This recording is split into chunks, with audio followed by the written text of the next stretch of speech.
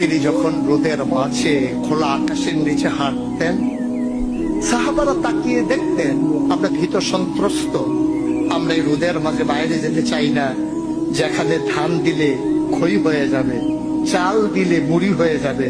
প্রচন্ড গরমের মাঝে তিনি হাঁটেন কেমনে? অবাক বিশ্বে উপরের দিকে তাকিয়ে দেখতেন নবী হেঁটে যায়, আর নবীর মাথার উপরে একটা মেঘের টুকরা ছায়া হয়ে হয়ে পাশে পাশে যায়।